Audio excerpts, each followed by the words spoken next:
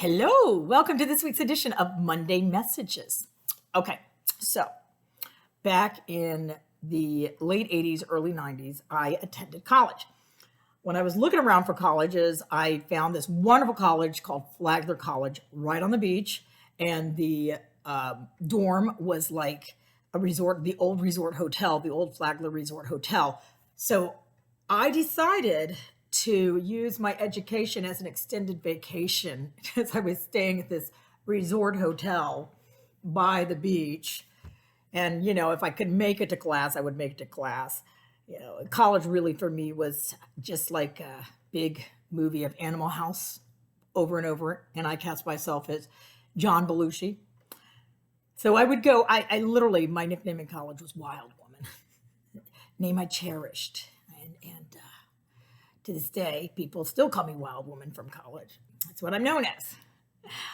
So back in the day, whenever anybody wanted to know where a party was, they would hunt me down like, Kelly, where's the party? Where's the party? And I would know exactly where every single party was, every single happy hour was. I was the person to go to because I would always find. And if you had a party, you needed to get to me because I was like radar. I would get it out to everybody and make sure that everybody knew where the party was so that you could go to the party. Now, I felt I was loved by many. However, there was a strange anomaly that would happen anytime I approached this guy named Jughead. Every time I approached Jughead, he would be around his buddies, and usually I was drunk, and I'd walk up to socialize, and Jughead would look at me, and he would start snorting. And then his friends would start laughing. And then I would run away because I didn't know what the hell was going on. But I didn't like it. So it really bothered me a lot in college that this guy, Jughead, just didn't like me. He obviously didn't like me because he wouldn't even hold a conversation with me. He snorted at me. Every time he saw me, he snorted at me. I guess he thought I was a pig. That's the inference I can make for that. And he liked all my other friends, and all my other friends thought he was a great guy, nice guy, got along fine with him, but not me. And it was that one guy that really got to me.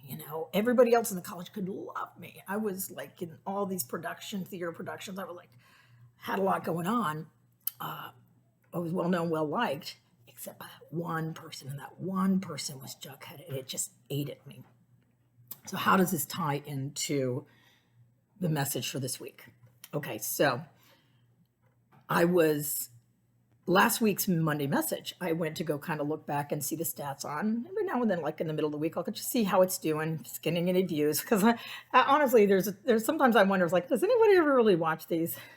Is anybody ever really paying attention to these, or am I just doing this for my own sake?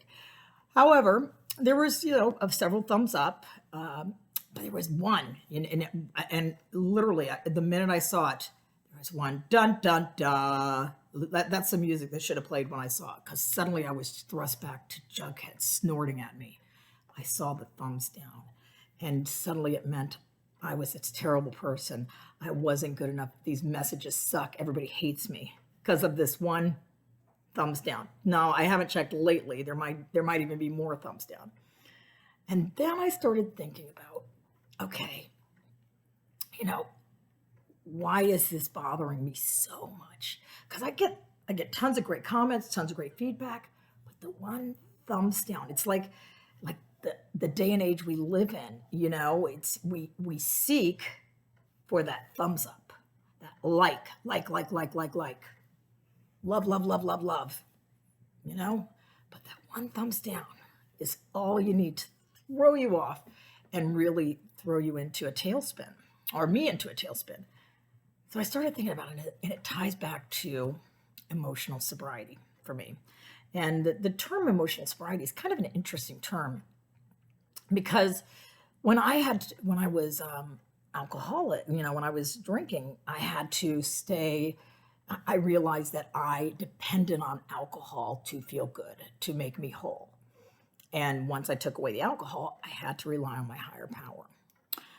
Well, once that happened, there's also something called emotional sobriety because I'm depending on other people for my emotional well-being, to make me feel good, to make me feel whole.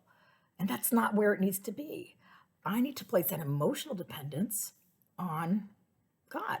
I mean, and I looked at it, I was sitting there thinking about it today. I was like, okay, when I tell the Jughead story, how much it bothered me, if I really look at it, I placed my emotional sobriety at that time, I placed my self-worth in the hands of a man named Jughead.